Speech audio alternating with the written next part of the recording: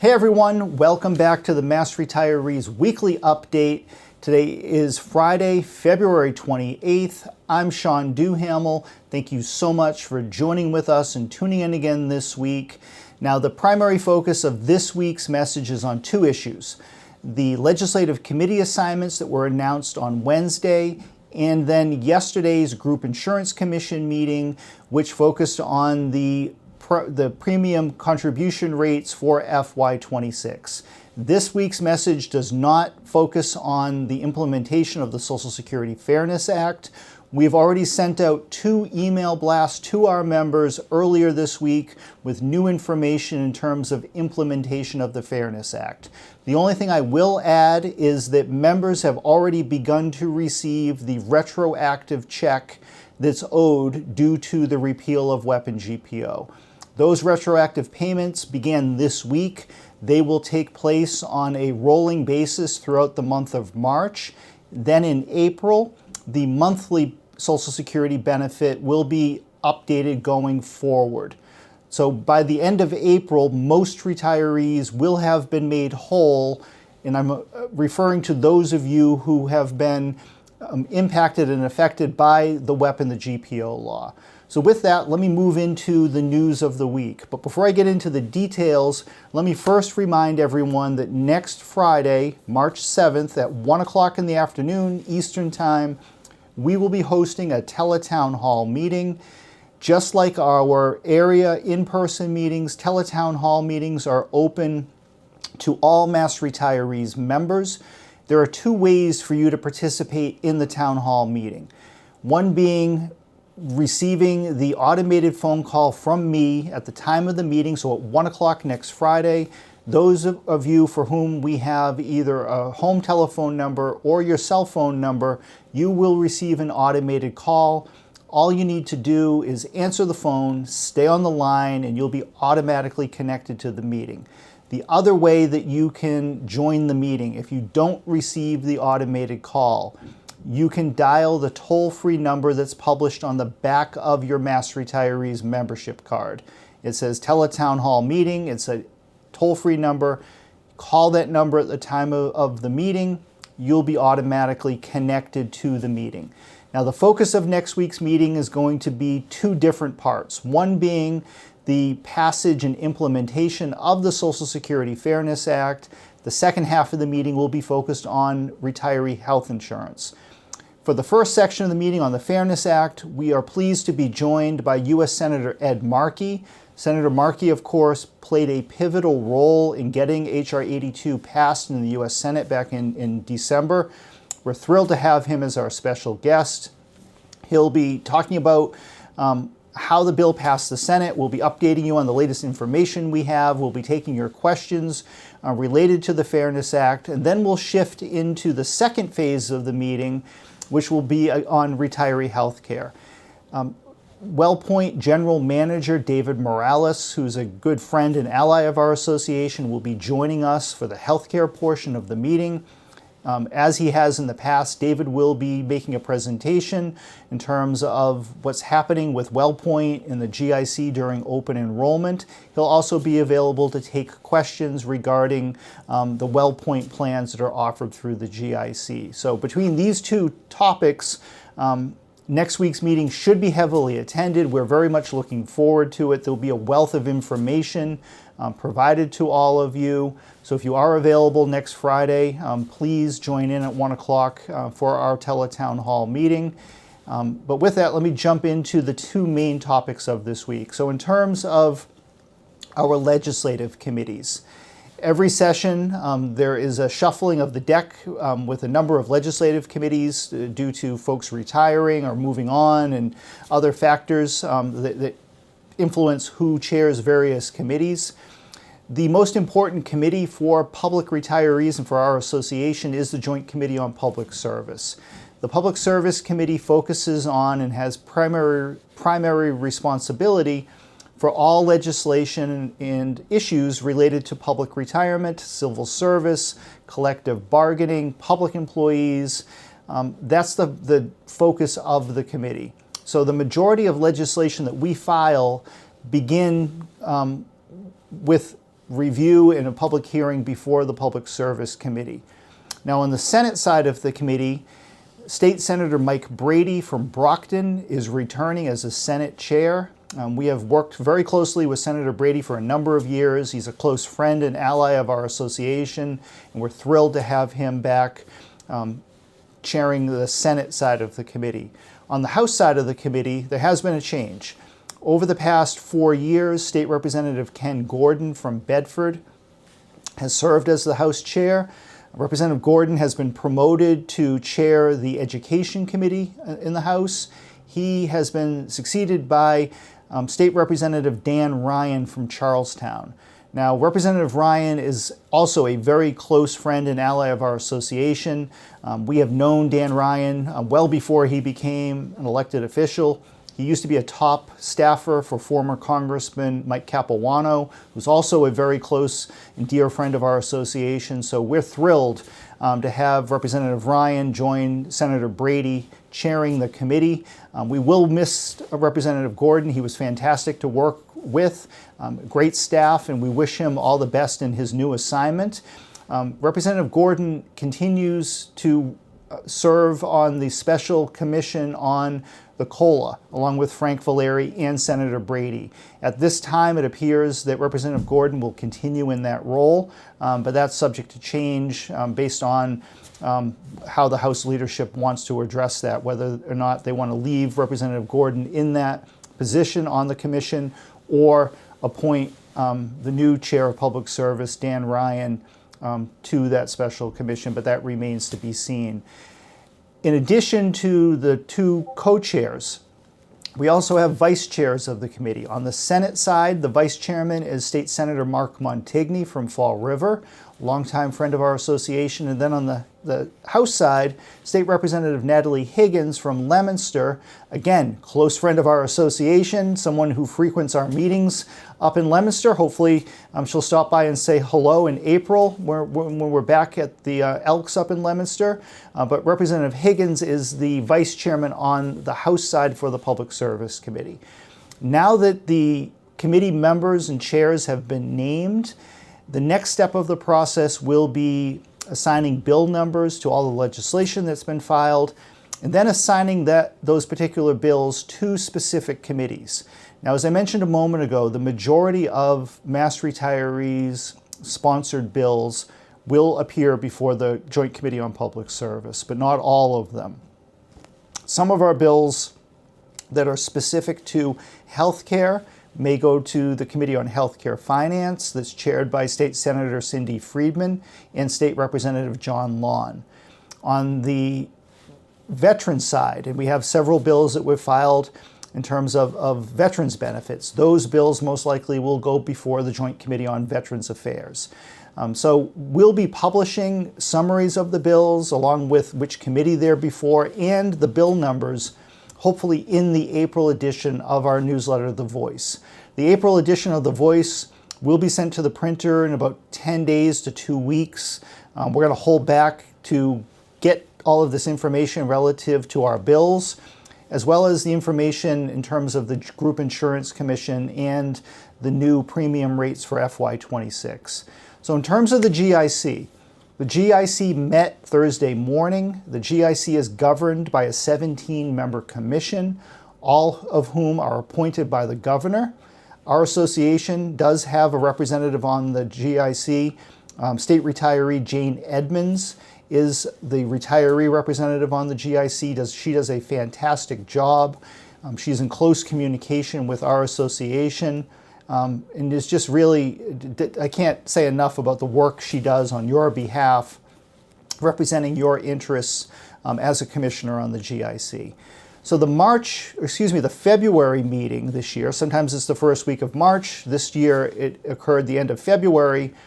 But the rate setting meeting of the GIC arguably is one of the most important, if not the most important meeting of the commission all year round. And why it's so important, quite honestly, is the fact that they vote on the rates that you pay, the premiums that you pay every month, were approved by the GIC yesterday. Now, unfortunately, those costs are going up once again for FY26. While this doesn't come as a surprise to our association, in fact, we've been talking about this and anticipating another rate increase for months, if not over the past couple of years. We know that healthcare costs, once again, are quickly rising, and it is creating what we consider to be an affordability crisis here in Massachusetts, whereby a growing number of Massachusetts citizens, retirees included, are finding it increasingly difficult to afford monthly premiums and out-of-pocket costs when you need to utilize your insurance. And it's really putting the squeeze on people in a way that is just completely unfair, and something needs to be done about it. But those solutions are somewhat difficult to come by. The cost drivers are really coming from a couple of different avenues. One being simply the price of medical care has risen. The costs that are being charged by providers, so doctors, hospitals, testing, the list goes on, continue to go up. Pharmaceutical costs continue to be a major culprit in terms of year-over-year cost increases. Over the past couple of years in particular, the cost of the new so-called GLP-1s, I had to make sure I got that right, GLP-1, which of course are the weight loss medications that have recently come on the market or been authorized to be used for additional purposes. Many of these drugs were originally designed to treat diabetes, but they have been proven to be extremely effective in terms of weight loss medications. So the fact that these are now being utilized for weight loss and are providing incredible benefits for those who are in need of this type of medication, but it also comes at a significant cost. These particular drugs are incredibly expensive and are a major reason why prices year over year continue to go up. So across all GIC plans, the overall increase year over year is 11.7%. Under the non-Medicare plans, and we have 10,000 retirees who are not eligible for Medicare, and we continue to work with the GIC to find a way to implement the so-called Medicare buy-in plan, and we continue to emphasize the need to get this done. Matt Vino, the executive director of the GIC, and his team understand the necessity of this, and I believe are working to find a solution to get it implemented. But it is not easy to roll this out for 10,000 people. Adjusting the GIC's antiquated computer system, those types of challenges unfortunately always exist in situations like this, but we need to find a solution. The cost increase for the non-Medicare plans is going up 12.7%, but the Medicare plans are going up on average 7.3%. And the most popular Medicare plan, the WellPoint Medicare Advantage, Medicare Extension Plan, is going up 7.2%. So while 7.2% year over year is still a lot of money and it's a big jump, it pales in comparison to the 12.7% average on the non-Medicare side. So again, we need to continue to focus on finding a path forward for the non-Medicare retirees to enter into that Medicare buy-in program. Across the country, we're seeing the same type of pressure. For the federal retiree and active employee plans nationally, the average increase is 11.2%. Here in New England, in Rhode Island, the average costs are ranging from 8 to 12% year over year. In Maine, it's 9%. And in Vermont, it's actually 18% increase year over year on average in Vermont. So no one's immune from these cost increases. That doesn't alleviate the problem that this is causing for many people in terms of affordability. However, we are very thankful to the GIC, to the staff, to the Commission, as well as to the Commonwealth for not taking the easy way out and simply just passing broad-based out-of-pocket cost increases, cost shifting onto all of you. That's the simplest solution to all of this, but that doesn't accomplish anything other than making you pay more money, in many cases for less of a quality product. It does not solve the problem. We would prefer, and we're thankful again for this, that if there are to be cost increases, the fairest way to address that is to spread those costs out through monthly premiums. And there's a couple of reasons why we believe that that's a better solution. One, it spreads the cost out amongst everybody, not just the folks who are unfortunate and get sick or get hurt or have some reason that they need to utilize their health insurance plan. And they end up paying the lion's share of the brunt of those increases if they're being passed on through copayments and deductibles. The other key reason why it's beneficial to spread out these increases through premiums is the fact that the Commonwealth pays the lion's share of the premium costs. For state retirees, the state is either paying 90%, 85%, or 80% of your premiums if you're a state retiree, and you're only paying 10, 15, and 20. For active state employees, right now the split is either 85-15 or 80-20, depending on when you were hired. And as we've said in the past, we support keeping active employees at your current rates, not increasing active employees to 80-20 as was proposed in the governor's budget. We're very hopeful that the legislature rejects that idea, sticks with the status quo, which we believe is fair and just, and is not fair to increase costs on active employees anywhere near that degree. However, in terms of the overall impact of these increases, there's no way around the fact that it's a lot of money. And we cannot continue year after year after year to absorb double-digit increases. No one can afford to absorb that. We need to find a way, working together, to gain control over these costs without passing those costs on to all of you or degrading the quality of the care that all of you depend on. It doesn't do any good to live in a part of the country or the world that has the best health care available if you can't get access to it or if you can't afford to use it. So we've got to figure this out. And Mass Retirees has pledged to be a good partner in figuring it out. We're going to be at the table representing all of you. We're going to make sure that your voice is heard in this process, that your thoughts, your feelings, your needs are being well represented and communicated with those in decision-making capacities.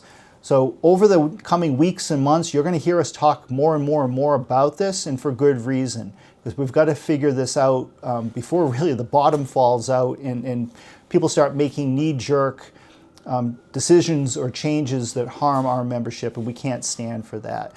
The final piece of information or news I want to bring to all of you, and I say this with a heavy heart. On Thursday morning, we learned of the passing of our Executive Vice President, Paul Shanley. Paul is a state retiree from the State Treasurer's Office. He has served on our executive board since 2008, I believe he joined our executive board. He's also an elected member of the PRIM board, which invests the state and teacher pension assets. Paul is a dear friend. He was an adamant supporter of public retirees and just a fantastic public servant throughout his entire life, not only when in his working career, but as a retiree and in his involvement in the issues and making sure that all of you were well represented was just part of his DNA. So Paul is deeply missed. Our hearts go out to the Shanley family. You're in our prayers. And as I said, Paul will certainly be missed. But with that, I'm going to sign off for today. We will be back again next week with a fresh update. In the meantime, be well, everybody. Bye-bye.